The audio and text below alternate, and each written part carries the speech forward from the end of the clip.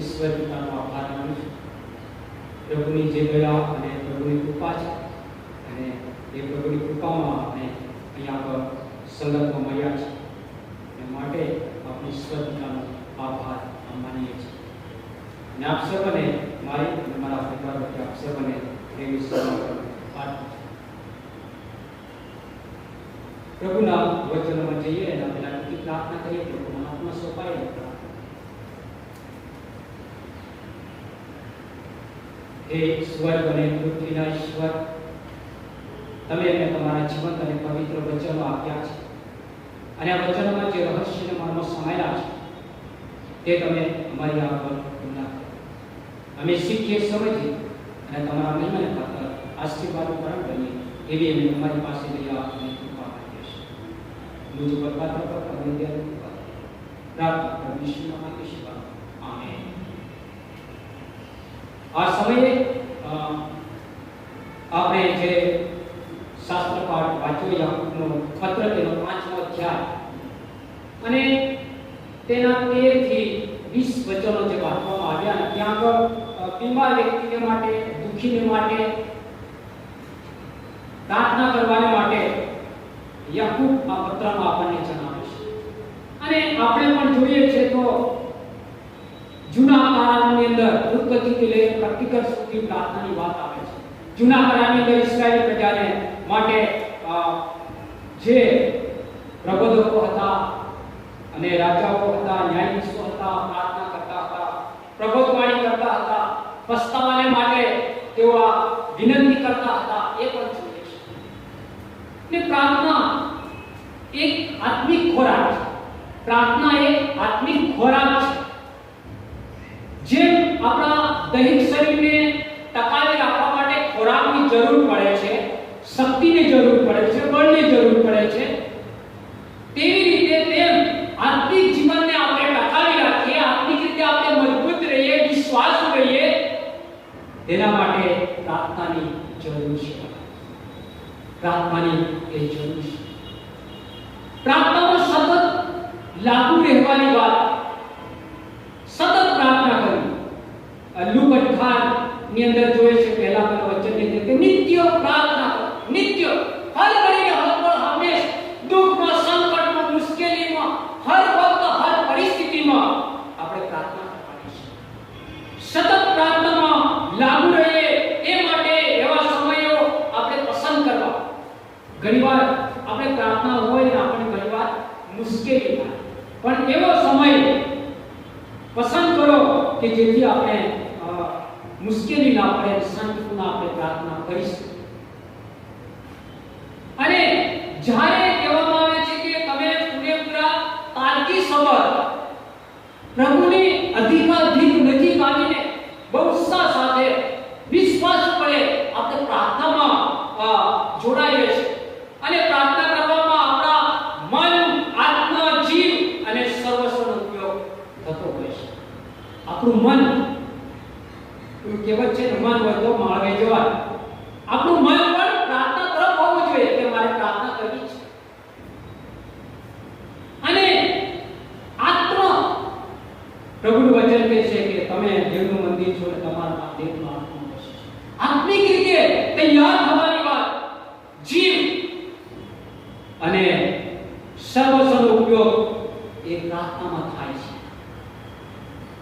એક રીતે પ્રાર્થના કરવાની વાત, સતત પ્રાર્થનામાં લાગુ રહેવાની વાત એ પ્રાર્થનામાં જોવા મળે છે. ક્યારે આપણી પ્રાર્થનાનો જવાબ આપણને મળે છે? ઈશ્વર પિતા સાથે એકાંતમાં વાતચીત કરવા આપણા પ્રભુ ઈસુ ખ્રિસ્ત શું કરતા હતા? તેઓ કહેવામાં આવે છે કે વહેલી સવારે ઉઠતા અને એકાંત સ્થળે જઈને પ્રાર્થના કરતા હતા. ક્યાં જતા? એકાંત સ્થળે જઈને પ્રાર્થના કરતા હતા. અને આપણે જોયું છે તો ગેથસેમાને બાગમાં તેઓ એકાંતમાં જઈને પ્રાર્થના કરે છે. એકાંતમાં જઈને પ્રાર્થના કરે છે. એક સમય, એક પ્રેક્ટિકલ બાબત એમને એક બાબત આપણને જણાવી છે કે તમે પ્રાર્થના કઈ રીતે અને કયો સમય ફાળવીને તમે કરી શકો છો.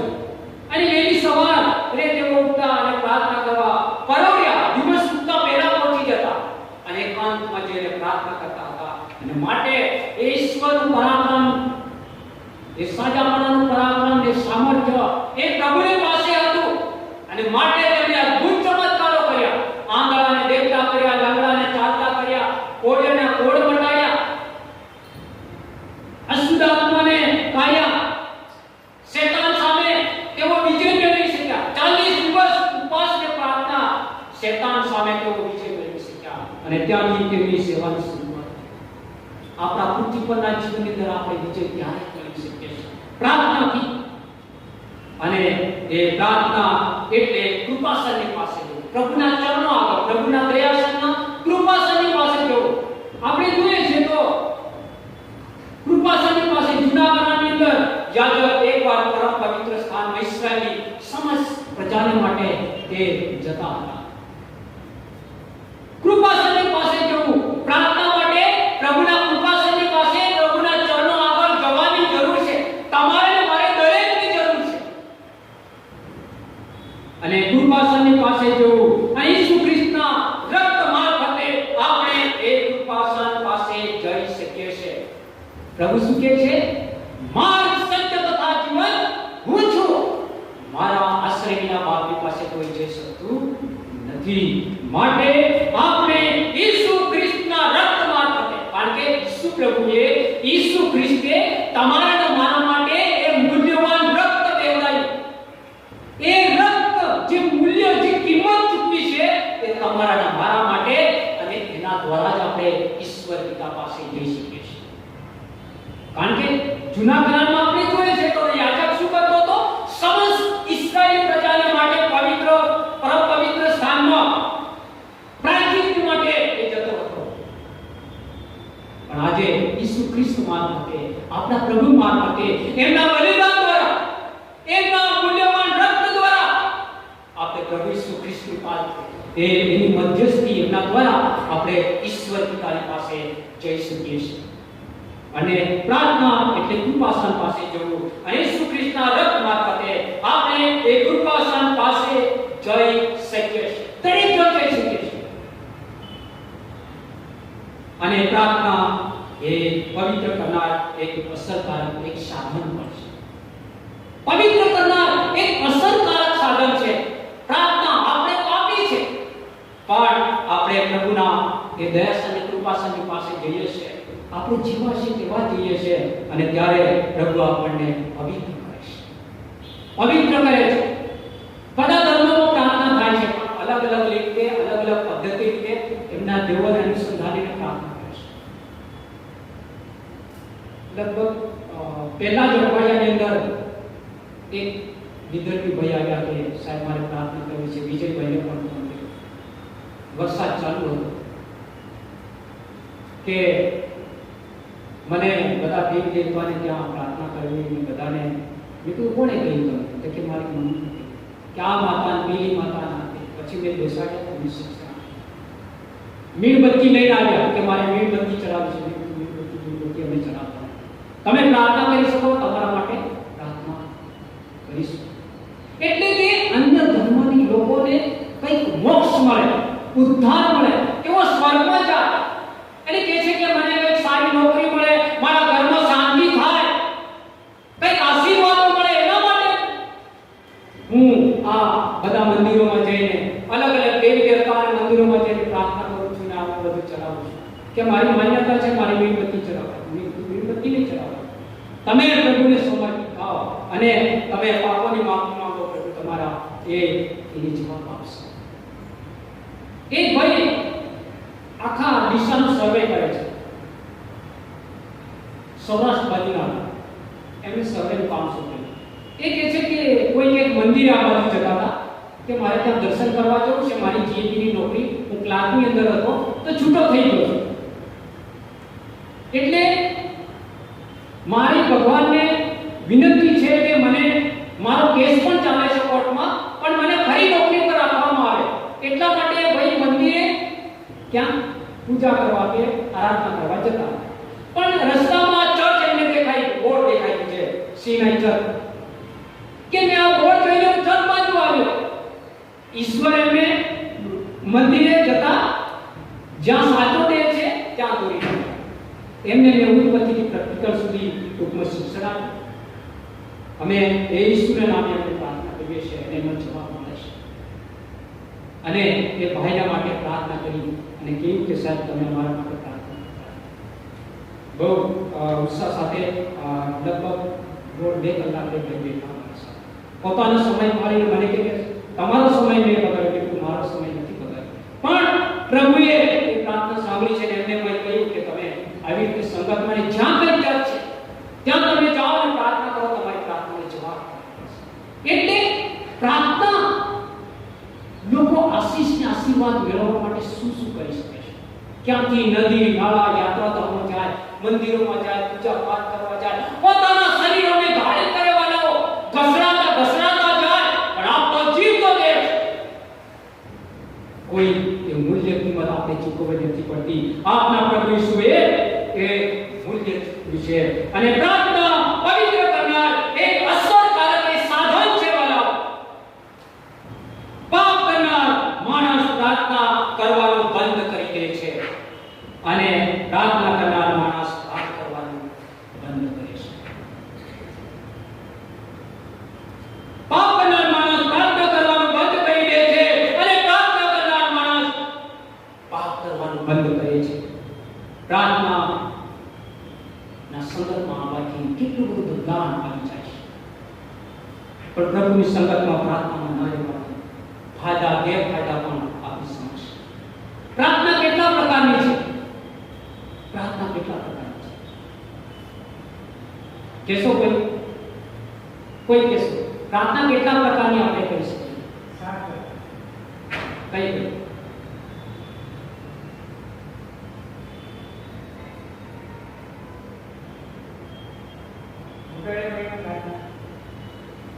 ના પ્રાર્થના પ્રકાર એ ખરા પણ મેન પ્રાર્થના પ્રકાર.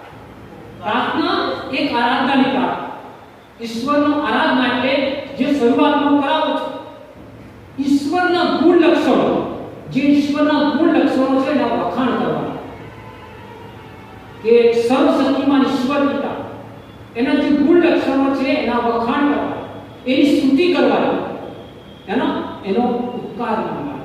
એ શરૂઆતની પ્રાર્થના કે આરાધનાની પ્રાર્થના, જે કહો કે આરાધનાની પ્રાર્થના એટલે ઈશ્વરના જે ગુણ લક્ષણો છે એનો તમે જે કહ્યું એ પણ સાચું છે, પણ પ્રાર્થના એક આરાધનાની પ્રાર્થના એ ઈશ્વરના ગુણ લક્ષણો આપણે જાહેર કરવાના છે, ઈશ્વરનો ઉપકાર માનવાનો છે કે જે કંઈ આપણા માટે ઈશ્વરે કર્યું છે અને જે કંઈ ઈશ્વર છે સર્વસ્વ છે તેના. અને સાથે બીજું આવે છે આભાર સ્તુતિ કે ઉપકાર સ્તુતિની પ્રાર્થના કે જે કંઈ આપણા જીવનમાં પ્રભુએ આશીર્વાદો આપ્યા છે એનો આભાર માનવો, ઉપકાર માનવો, પાપ પ્રાર્થના. અને પછી એ મધ્યસ્થી વિનંતીની પ્રાર્થના. આમ તો ઘણું બધું રીતે આગળ વધી શકાય, પણ આ ટૂંકમાં આ બાબતો આપણે અલગ અલગ રીતે આપણે લઈ શકીએ છીએ. એ પ્રાર્થનાના અલગ અલગ મુદ્દા સાથે અલગ અલગ રીતે જેમ કે તમે કહ્યું એવી રીતે અલગ અલગ રીતે પણ આપણે કરી શકીએ છીએ. આભાર સ્તુતિની પ્રાર્થના ઈશ્વરનો આભાર માનો, ઉપકાર માનો. અને મધ્યસ્થીની પ્રાર્થના આપણી જે તમામ જરૂરિયાતો પ્રભુની સમક્ષ લઈ જવી, વિનંતીઓ જે કે જરૂરિયાતો છે તમામ બાબતો એ પ્રભુની સમક્ષ લઈ જવાની છે. પણ આપણે જોઈએ છે પ્રાર્થના એટલે કૃપાસનની પાસે જવું, પ્રભુની પાસે જવું. પણ પ્રભુની પાસે જવા માટે આપણે તૈયાર થવું. સૌપ્રથમ બાબત પહેલું પગથિયું હિબ્રુ 4:16 માં પ્રભુનું વચન શું કહે છે? એ માટે દયા પામવાને તથા અગત્યને પ્રસંગે સહાય માટે કૃપા પ્રાપ્ત કરવાને આપણે હિંમતથી કૃપાસનની પાસે આવી. પ્રભુની સમક્ષ, પ્રભુના ચરણો પર કૃપાસનની પાસે જવાનું છે. કેવી રીતે? કે પ્રાર્થના એટલે કૃપાસન પાસે જવું, પ્રભુના ચરણો આગળ જવું અને ઈસુના રક્ત મારફતે આપણે એ કૃપાસન પાસે જઈએ. પ્રભુ મારફતે, ઈસુ ખ્રિસ્ત મારફતે. કારણ કે આપણા માટે ઈસુ ખ્રિસ્ત બલિદાન થયા, એનું મૂલ્ય રક્ત વહેવડાવ્યું છે અને આપણા માટે તેઓ મધ્યસ્થી આત્મા કરે છે. ઈશ્વરમાં ઈશ્વર પિતાને જમણે હાથે રહીને આપણા માટે મધ્યસ્થી કરી રહ્યા છે. ઈસુ ખ્રિસ્તના રક્તના એ સામર્થ્ય વડે અને મૂલ્ય આપણને એ શૈતાન શત્રુઓથી કહેવામાં આવે છે કે સામે લડવાને માટે, ઊભા રહેવાને માટે શક્તિ સામર્થ્ય બળ આપે છે. યેસુ ખ્રિસ્તનું રક્ત, યેસુ પ્રભુનું સામર્થ્યને પરાક્રમ. પ્રતિકરણ 12 અને 11 માં પણ જોઈએ છે કે યેસુ ખ્રિસ્તના એ રક્ત દ્વારા, લોહી દ્વારા વિજયવંત થાય છે. જ્યાં પ્રતિકરણની અંદર ભવિષ્યવાણી, ભવિષ્ય વચનો જોવા મળે છે અને ત્યારે ત્યાં આગળ એ વિજય મેળવે છે. પ્રાર્થના એટલે કૃપાસન પાસે જવું, અને કૃપાસન પાસે જવા માટે પાપોની માફીની જરૂર છે. વાલા, સૌપ્રથમ શું છે? પાપોની માફીની જરૂર છે. કારણ કે આપણે જોઈએ છે તો ઈસુ ખ્રિસ્તે એમની જાહેર જીવન સેવાની અંદર ઘણા બધા એવા રોગી લોકો અને અશુદ્ધ આત્માથી પીડાતા લોકો, તમામ પ્રકારના લોકો એમની પાસે આવતા અને એમના પાપોની માફી આપવામાં આવી, પછી એમને સાજા આપવામાં. પક્ષઘાતની ના રોગથી પીડાતા લોકોને જે વ્યક્તિ હતો એને 4 જણ ઉચકીને લાવ્યા ખાટલામાં અને એના પાપોની માફી આપી અને કહ્યું કે ઉઠ, તારો ખાટલો ઉચકીને તારો નિશાન જાતો થા, અને તરત તે ચાલતો. રક્તિયો માણસ પ્રભુની પાસે આવ્યો, એના પાપોની માફી માંગી અને કહ્યું કે તારા વિશ્વાસ પ્રમાણે. એટલે પ્રભુ એ તમામ બાબતો, પાપની માફી આપે છે અને પછી કામ આગળનું જે છે એ એમાં આશીર્વાદો પ્રભુ આપણને આપતા રહે છે. આગળ જોઈએ છે યાકૂબ 5 અને 16 માં શું કહે છે? તમે નિરોગી થવા માટે તમારા પાપ એકબીજાની આગળ કબૂલ કરો અને એકબીજાને માટે પ્રાર્થના કરો. ન્યાય માણસની પ્રાર્થના પરિણામે બહુ સારું થાય છે. આપણે આપણા પાપ કબૂલ કરવાની જરૂર છે. પ્રભુની સમક્ષ લઈએ એના પહેલા ઘણી માનવી કોઈ પાપને કારણે નથી હોતી. યોહાન 9:3 માં પણ કેટલાય લોક પાપમાં પરિણમે છે અને અહીં પ્રભુના વચનમાં એ જાતના રોગોનો ફક્ત શારીરિક સાજાપણું નહીં પણ આત્મિક સાજાપણું પણ પ્રાપ્ત કરવાની પણ આપણે જરૂર છે. માટે એ પાપોની માફીની જરૂર છે. અહીંયા માથી 6 અને 14-15 માં પ્રભુનું વચન કહે છે કે જો માણસોને તેઓના અપરાધ માફ કરો તો તમારા આકાશમાંનો બાપ પણ તમને માફ કરશે, પણ જો તમે માણસોને તેઓના અપરાધ માફ નહીં કરો તો તમારો બાપ અપરાધ તમારા તમને માફ કરશે. આપણે જેમ કહીએ છીએ કે જેમ આકાશમાં અમારા બાપ પ્રાર્થના કરીએ, જેમ અમે અમારા ઋણોને માફ કર્યા છે તેમ તમે અમારા ઋણો અમને માફ કરો. એટલે એ બાબત પાપોની માફી શરતને આધીન છે. સિક્કાની બે બાજુ. ઈસુ જે કંઈ બોલ્યા હતા તેનો અર્થ તે સારી રીતે જાણતા હતા. માફી ન આપવાના આત્માને સંતાડવાથી આપણે પોતાને જ નુકસાન થાય છે. માફી નથી આપતા અને માટે કહેવામાં આવે છે કે આપણને પોતાને નુકસાન થાય છે. આપણે જે કંઈ કબૂલ કર્યું છે તે તમે જે બાબત કબૂલ કરવાની નિષ્ફળ ગયા છે અથવા ભૂલી ગયા છે તેને ઈશ્વર ઉદારતાપૂર્વક જે કંઈ માફ કર્યું છે તે બંને બાબતો ધ્યાન પર રાખે છે. પ્રભુ બંને બાબતો ધ્યાન પર રાખે છે. શું આપણે પણ એવા જ વલણ કદાચ રાખીશું? આપણે એકબીજાને માફ કરો જેમ અમે અમારા ઋણોને માફ કર્યા છે તેમ તમે અમારા ઋણો અમને માફ કરો. નીનવેની વાત કરીએ. યુનાની નીનવે મોકલવામાં આવ્યો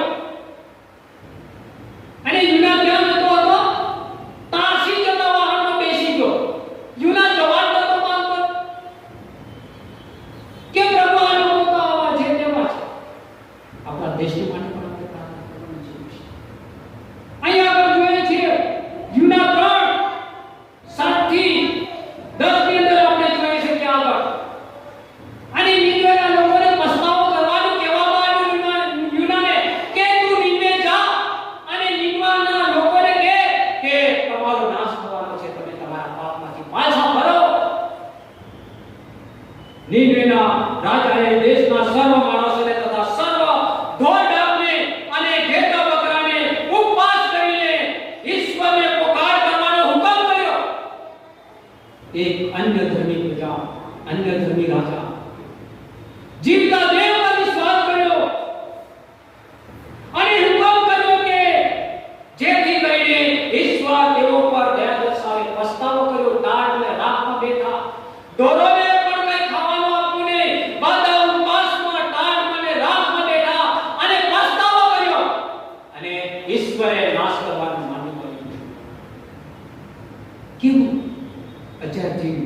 યુના 3 અને 7 થી 10 માં જોવા મળે છે.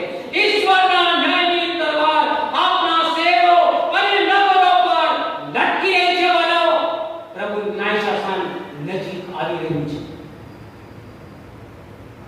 પાપ બેકાબુ આજે બની ગયું છે અને ન્યાય શાસન જજુમી રહ્યું છે અને પસ્તાવા સહિતની નમ્રતા અને પ્રાર્થના જ વિપત્તિને અટકાવી રહી છે.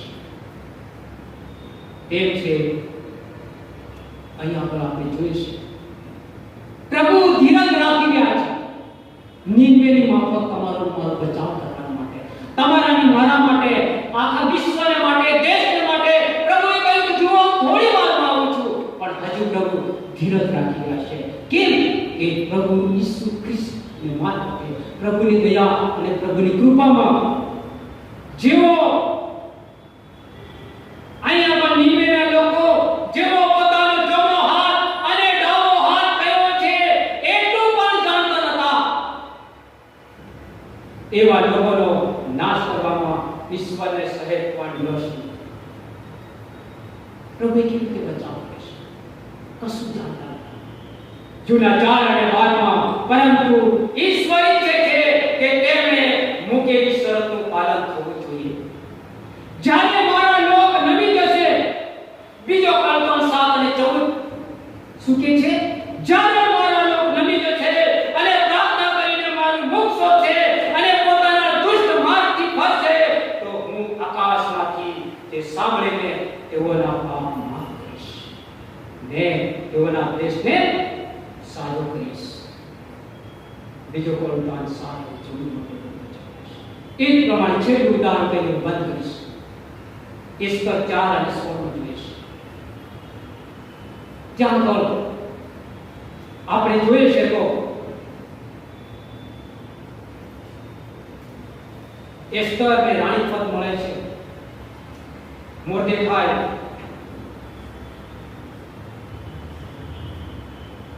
અહીંયા આગળ નામા જે અહીંયા આગળ જોઈએ છે તે પ્રમાણે યહૂદીઓનો પૂરો નાશ કરવાની હામાનની યોજના છે અને ત્યાં આગળ એ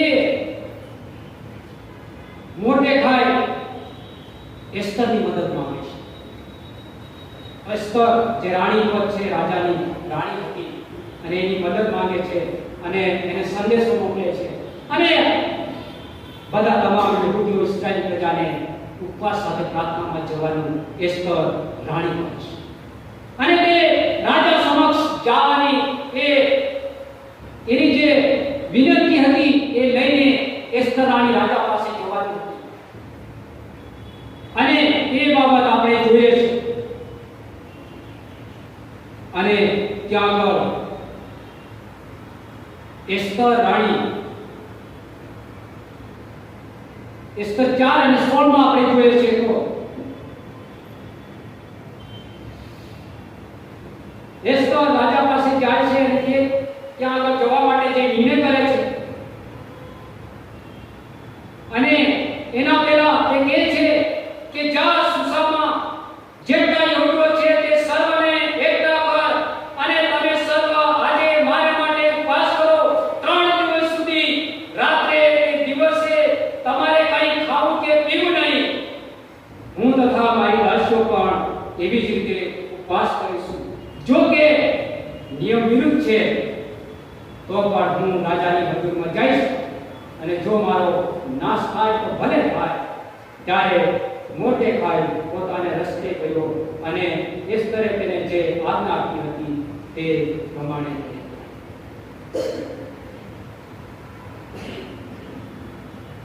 અને એ સમયે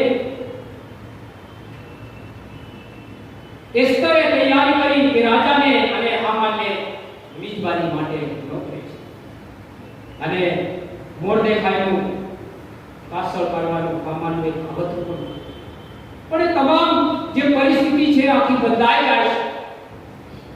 પ્રાર્થના પરિસ્થિતિને બદલી નાખે છે અને આપણે જોઈએ છે ત્યારે એસ્તરે અને તેની દાસીઓ માટે ઉપવાસ કરવાની એ બાબત રાજાની સમક્ષ એક રાણી અને તેની દાસીઓ 3 દિવસ સુધી ઉપવાસ કરે અને એ બાબતની આપણે કલ્પના કરવાની વાત. પ્રભુએ તેની અસામાન્ય હિંમતને સામાન્ય કરી નાખી.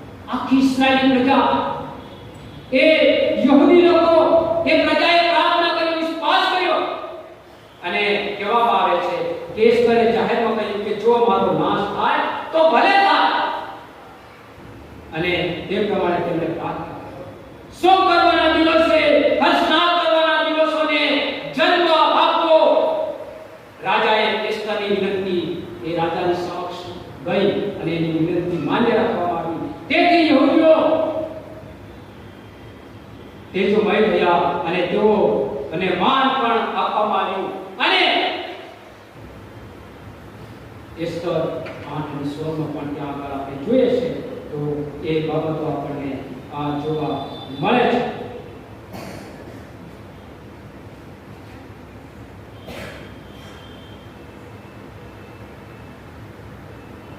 થયેલા હર્ષનાદને લીધે યહૂદીઓ તેજોમાન થયા અને તેઓને માન પણ આપવામાં આવ્યું. અને સર્વ પ્રાંતોમાં અને સર્વ નગરોમાં, એટલે જ્યાં જ્યાં રાજાની આજ્ઞા અને તેના હુકમો ગયા ત્યાં ત્યાં યહૂદીઓને હર્ષ પ્રદર્શિત કરવા માટે મિજબાની કરવાનો અને તે શુભ દિવસ બની રહ્યો. અને તે દેશના લોકોમાંના ઘણા તો યહૂદી થઈ ગયા કેમ કે તેઓને યહૂદીઓનો ડર લાગ્યો. ફરમાન કેવું હતું કે યહૂદી લોકોનો સર્વનો નાશ કરો, પણ તમામ પરિસ્થિતિ બદલાઈ ગઈ. પ્રાર્થના પરિસ્થિતિને બદલી છે. આપણે ક્યારે રડ્યા વિના એ કેવી રીતે હસી શકીએ અને શોક કર્યા વિના હસનાથી ઝૂમી શકીએ. સવા 3 અને 4 પણ બાબત જોવા મળે છે. ઈશ્વરે કહ્યું છે કે જેઓ શોક કરે છે તેઓને ધન્ય છે કેમ કે તેઓ દિલાસો પામશે.